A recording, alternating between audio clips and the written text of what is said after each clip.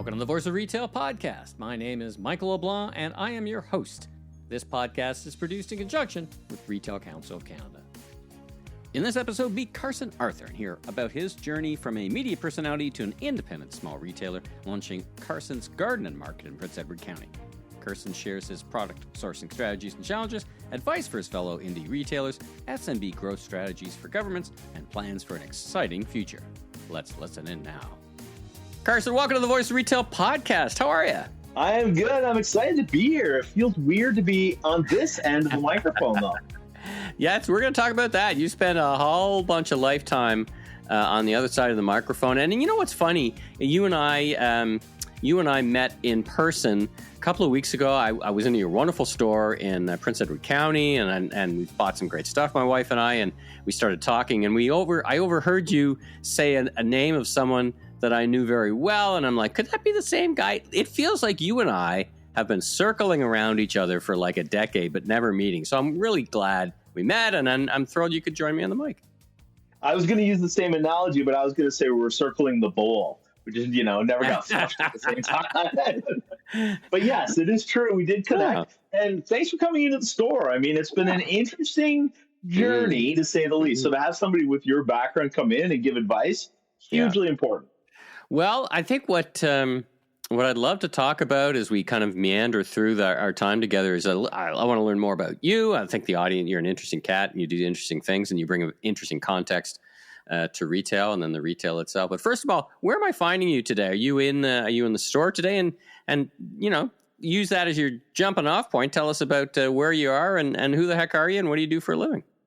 Well, I'm not in the store. I'm in the office. To be honest with you, as little time in the store as possible is my goal all these days, because I'm a TV personality. I've been behind the camera for about 25 years now. We were doing the math. And I think my first series started when you were 5, I think, by the looks of you, because you're a handsome fellow. You're a young-looking fellow. There you go. Thank you. Well preserved. I blame the county air for that. No, it's 25 years since my first TV show. So wow. It's been a haul. Yeah, you don't often hear lifers in the TV industry, but I'm thankful to have gotten a career out of it. Yeah. And tell us about the composition of that career. So I know it a little bit. In fact, you and I think crossed paths again, not in person at the shopping channel. You were doing some repping for some stuff, but talk about what you mean when you're on television and that's how you spend a fair bit of your time. What do you mean by that?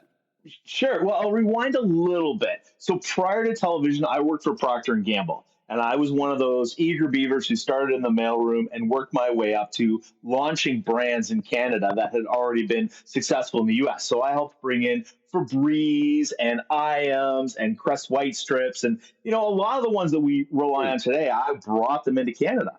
Which was really cool, but it wasn't my dream. And when Procter & Gamble downsized right around 9/11, I decided to take that opportunity to kind of refocus on what I wanted to do. So I decided to go back to school, and I went back to school for landscape design. And that's a bit of a hold on a sec. That's a bit of a that's not the next thing I think people were. I said customers. I don't think that's the next thing the listeners were expecting. What pivoted you from packaged goods and Febreze to landscape design? Anybody who's worked with packaged goods knows what office life is like. And I decided, you know what? I'm too young to be in an office for the rest of my life. I still want to experience and be outside. So I decided to pivot into a role that allowed me to do that. Play outdoors. Okay. And did you always have an interest in, even going back further, did you always have an interest in business? You found your way there. Did you have this, was it back in your background already that you had an appreciation at least for kind of landscaping and design and the idea of the great outdoors? Just connect those dots for me. Connect the dots. I grew up on a farm.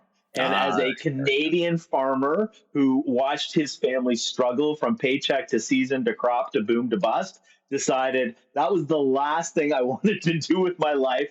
I valued money and the things money gets you way more than I valued the hard work. So I thought, get the desk job, do something that you're good at. I loved the whole brand side of business and brand development. So it just felt like a natural position until I started doing it. And then I realized, you know what?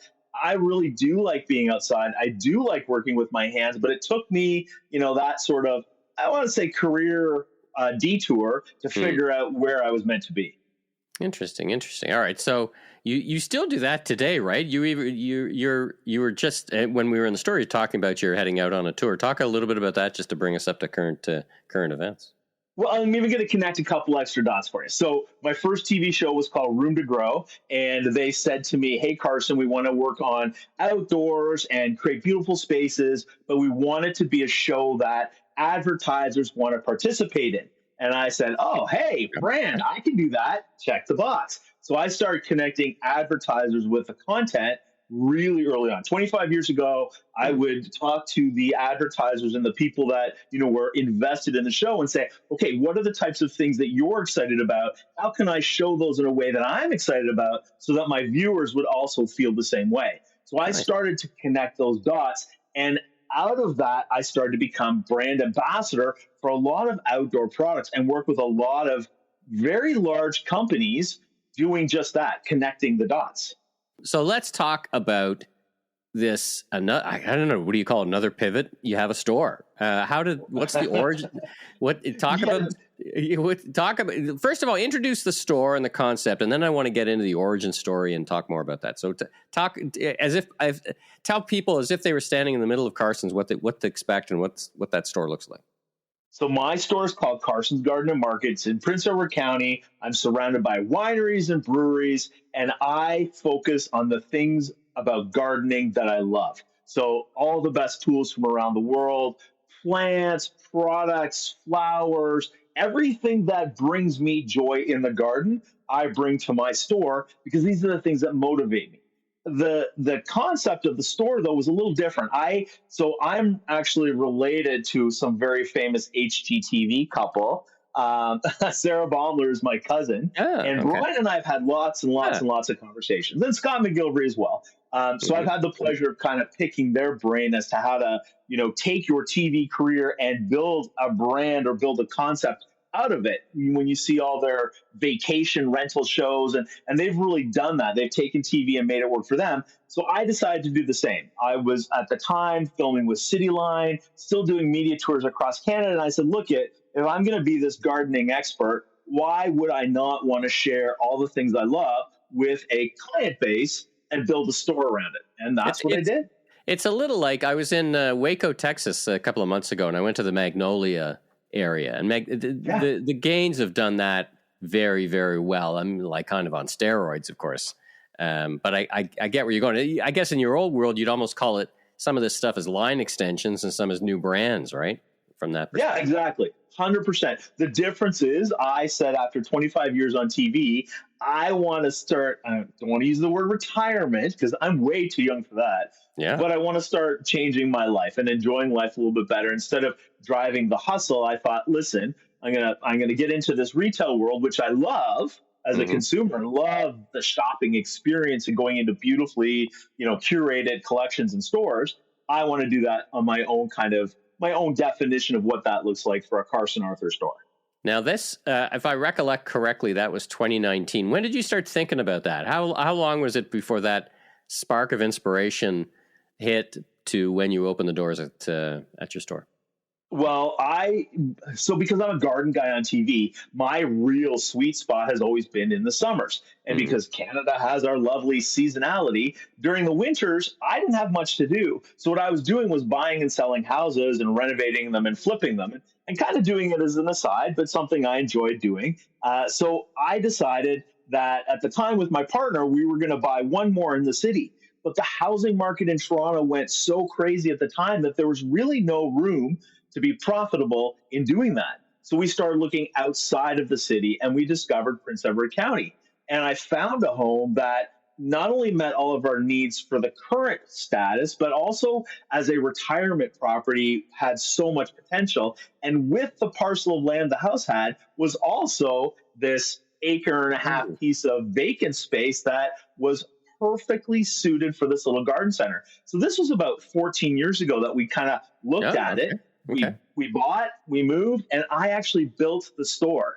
So I built my own store. Wow. Yeah. And then we got married in it. So come on. That's amazing. That's amazing. Maximized it. Thank Now you. I've got listeners coast to coast, and even a few listeners around the world. Prince Edward County, so Mhm. geographically, kind of between Toronto and Ottawa, close to Kingston's on the wonderful, great Lake Ontario. But describe Prince Edward County to those who've never been. Like, how would you describe it to the rest of Canada who've never had the opportunity or the pleasure? So Prince Edward County is basically an island in Lake Ontario. So it's sort of attached in a couple of bridges to the Belleville Kingston area. But what's really interesting about Prince Edward County is it's on limestone. It's a piece of land on a giant limestone deposit, and all the winemakers figured out that the minerality from the limestone actually grows fantastic grapes. So we're surrounded by wineries. I think there's 52 in the county right now. It's sort of a young area. We're really developing it, a lot of Pinot Noirs and whites and Chardonnays. But it attracted me because it's also very agricultural. So it's got the wineries, it's got still working farms. We've got people harvesting hay right now at this time of year. Like, it's got that very farm to table vibe. And what happened when we started moving in was a lot of chefs, high profile chefs. And I'm going to name drop like Jamie Kennedy.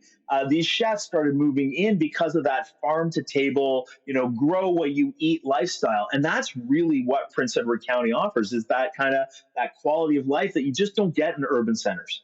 Well, and by the way, shout out to Domaine Darius, which is how I found you, by the way. I went to Domaine Darius, which has now become one of my favorite wineries locally, and looked across the street and say, hey, what's that place? So anyway, just connecting the dots there. I think that the interesting story about Peck, as we kind of locals, I guess, know it, is the economic change and what drove Peck. I grew up in Ottawa, so, places like Picton, these were drive-by places. Like, they struggled for decades. But then kind of like, almost like Nashville and places like this, the cultural folks, live with chefs and people like yourself, started saying, hey, it's too expensive to live in Toronto.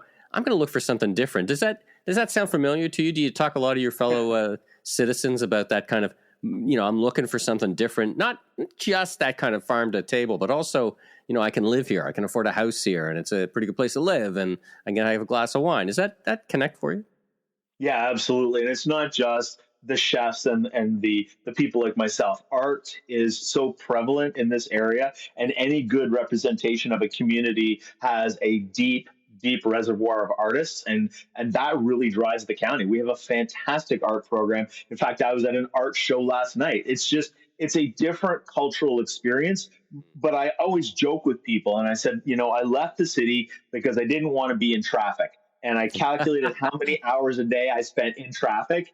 And the worst traffic jam I've gotten in the county is I got stuck behind a combine for 20 minutes. So, it's just a different attitude. Yeah. But again, we made a list prior to moving here. What would be the things that we were giving up? And the only thing on the list was good sushi. So, I think we're doing okay. I think you're doing okay. All right. So I'd encourage anybody listening, and if you're in the area, go to Peck. The whole region is fantastic and wonderful. So it's become a real favorite of mine. So let's get back to the store. So you've described kind of, I found your product, it really is a reflection of merchandising, because it feels like a reflection of you as I've gotten to know you even a little bit. Now, how do you do your sourcing? I'm kind of curious. Do you go to the trade shows? Do you go online to fair and kind of do some hunting there? Like, how do you make that merchandising strategy that's in your head come to life? And just talk about some of that pragmatic stuff for us. Yeah, and it's interesting that you mentioned the trade shows, because we just recently did a big one, and it's very discouraging for me, to be honest with you. And I don't want any of my vendors to get upset by that, but the truth is, I'm unique. My business is a bit of a unique model. There are very few companies like me. I mean, the closest might be Lee Valley as far as assortment of products. Yeah, I was thinking the same thing. But again, they don't invest in the merchandising side. So their experience in their stores is very different than what I was trying to create. So for me, finding products and sourcing them has more to do with traveling. So I travel around the world. We did Floriade in Amsterdam a couple of years ago.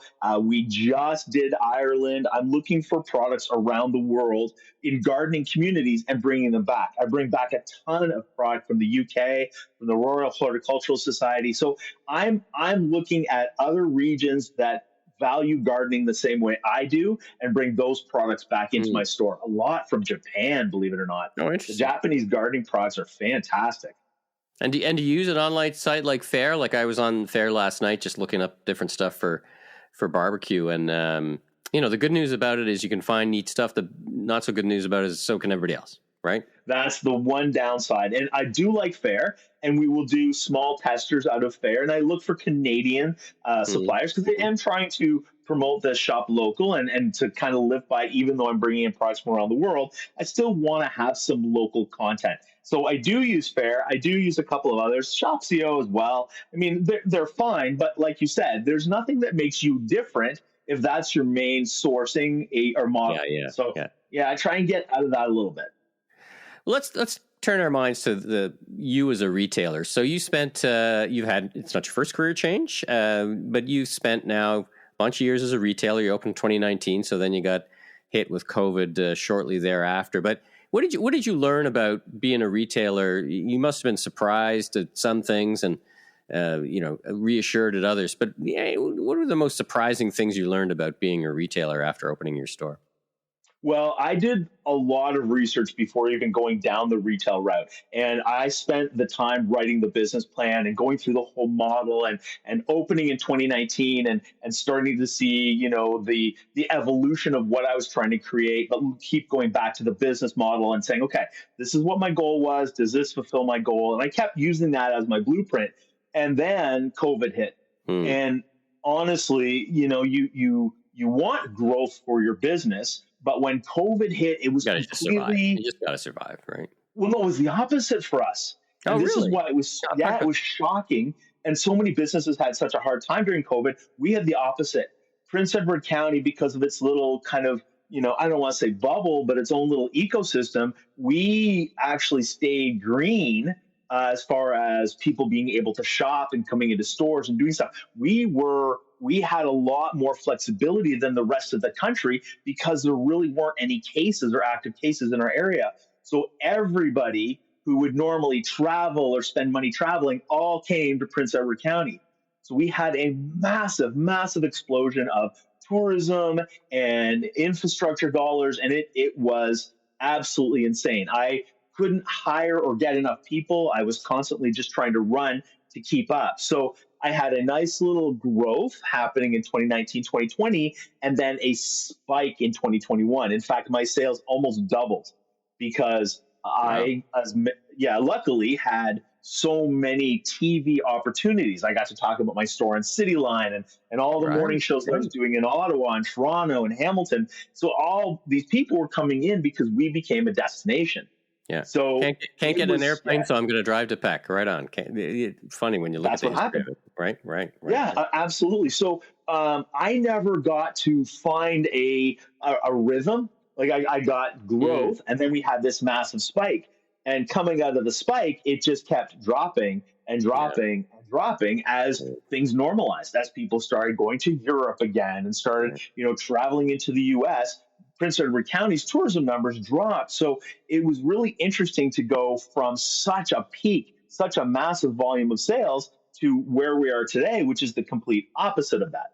I think there's a little bit of, because this is, if I think about the overall category of home improvement, which you're like a subsector, there was this great, what I've described as the great buy forward. In other words, we all bought a lot of stuff for our homes because we were all spending so much time there. And that stuff doesn't wear out overnight, and people are like, "That's good. I bet shop my brains out." Do you think that's part of it as well? A little bit, yeah, I do. If you're looking at, say, things like a barbecue or flower pots, again, though, where I was a little bit unique is I spent a lot of live stuff. The live stuff, plant material. People went crazy for plants. It was this whole need to care for something, and millennials and Gen Z just went crazy for houseplants. And I still think that passion is still there. So it wasn't, I bought one or two and that's enough. It's I bought one and two, and now I want this one and I want that one. And homes became mini greenhouses full of plants. So that it was a bit different for me than say, I want a deck, I'm going to build a deck, and now that deck's going to last me 8 years. So I had a little bit slightly different, buying pattern in my store at that time. Interesting. I love this conversation because I want to tap into, as you've gone on your journey, your entrepreneurial retail journey, if you had advice to, if you had, the various stakeholders, right? If you had local government or provincial or federal government officials, sitting around for a cup of coffee, or even the vendors or the bankers, what advice would you have from them based on what you've learned over the past number of years, that you say, listen, if you could do these one or two things better, more people like me would start more businesses like this, and we'd all have a better GDP in this country. What would you say? Oh, no pressure on that comment. No pressure there. It's interesting that so much emphasis is put on small businesses, and the idea that small businesses are the backbone of our country, and everybody wants to cheer for the small business owner. However, so many small businesses fail that when it comes down to it, when you're year 2, year 3, year 4, and you're really at that crunch time of, is this going to succeed or is it not? That's the moment where things like financial institutions kind of back away from you, where government grant programs are focusing already on this younger demographic. So there's no grant money, there's nothing available. So you're cast out at that point of the nest and said, if you're going to survive, you're on your own. Good luck. And I'm in year 5 now, so we've hit our threshold of what I needed to accomplish to ensure that I'm going to be here in the long term. But even today, even going into renew a mortgage, the bank looks at me as a small business owner and they're like, nope, we don't want anything to do with you. We're not even going to touch you. So it's tricky to understand and to wrap your head around this idea that you're important, but you're only really important once you're successful. And until you hit that success period, then you're a threat or you're a risk. And it's that risk feeling that I wish all of those institutions would somehow, get past or start looking at the potential versus the risk. And I know that's hard to do, but that's really, as a small business owner, what I would want people to do with regards to how to help me move forward. Great insight. Now, let me turn around a little bit different. So you lived your vision and you brought a store to life. There's probably a bunch of folks listening to this right now who are thinking about the same thing. What advice would you give to them? I mean, and I'll frame this in a kind of a 2 starts and 1 stop, 2 things they should start doing and 1 thing they should stop doing. Maybe you did it and it didn't work, or you see other folks doing it and it's not going to work. What's your advice based on these 5 years of experience or longer, because you envisioned it for longer, about people who were in your place in 2015 or before 2019? Okay, so 2 starts. The first one is going to go back to Procter & Gamble. Invest in your base. Find who your customer is and invest in that base, because that base is what's going to get you through the tough times. That base is the ones that are going to communicate with you the things that they're looking for you to carry. So the more you invest and the time you spend on that customer, the better you're going to be in your own marketplace. The second thing is, do not overlook the community that you're part of. So if you're in a small town or even a medium big town, be a part of it. Act the expert, be part of community events and affairs, because like-minded businesses partnering together are so much stronger. You are not an island unto yourself. Partner with all these other businesses. Anybody who is going to be successful knows the best way to do it is to really leverage all of the other opportunities that are around you. And the more you can do that, the better you're going to be. And the one thing to avoid, do not wear the rose-colored glasses. We all have this great passion and we have this perfect vision of how it's all going to work out, and the fairy tale ending, and woohoo, I'm on my own and I'm a business and I'm paying for myself. But at the end of the day, plan for the downside, because it's not the ride up that causes the problems. It's when it's coming down, how you survive downturns in the economy. And everybody knows the economy is cyclical. It's going to go up and down. That is the nature of what we live in a consumerism society. So plan for the negatives, hope that they never happen, but have a plan in place for it. Do not just focus on the positives, because that is a trap that people fall into way too quickly. All right. What's next for Carson's Garden and Market? Talk about what's next for the store. Well, we're really growing. So the one thing that I realized fairly quickly on is I wanted to focus on this kitchen garden concept, this idea that food prices continue to rise across the country and globally. And more people are getting away from this landscaped, manicured backyard and starting to incorporate things like fruit trees and plants that grow vegetables or plants that grow food. Edimentals, yeah, edible ornamentals, that's the term. So I started focusing on that and started saying to people, look at your outdoor spaces as an opportunity to provide food for your family. They can still be beautiful. Let me help you create the harmony between growing vegetables and having a beautiful space. And that's where I'm going to continue to put focus. A lot of emphasis on the teaching, the educating, and the caring for plants that give back to us versus plants that just look pretty outside. If folks want to get in touch with you, maybe they got something they think would fit perfectly in the store, maybe perhaps they could learn something or they have something to share. Are you a LinkedIn person? And how do they best get in touch? Yeah, as you know, because of the TV side of things, I have to be everywhere all the time. So you pick a social platform and I'm probably somewhere on it. I mean, worst case scenario, Google it because I'm around. All right. Well, fantastic. Well, listen, Carson, thanks for taking the time and joining me on the mic. I mean, it was we met a couple of weeks ago, and here we are chitting and chatting. So thanks for sharing your wisdom and insights and experience with my audience and joining me on the mic and the Voice of Retail podcast. And it was a real treat. I hope you have continued success and safe travels for all the things you're doing in the fall, and I look forward to seeing you real soon. Thank you, Michael. It was my absolute pleasure. And if one business does better because of what they heard today, then my job was done. Thanks for tuning into this episode of The Voice of Retail. If you haven't already, follow on your favorite podcast platform so new episodes will land automatically each week. And be sure and check out my other retail industry media properties, the Remarkable Retail Podcast with Steve Dennis and the Global E-Commerce Leaders Podcast. I'm your host, Michael LeBlanc, Senior Retail Advisor, Keynote Speaker. If you want more content or chat, follow me on LinkedIn. Safe travels, everyone.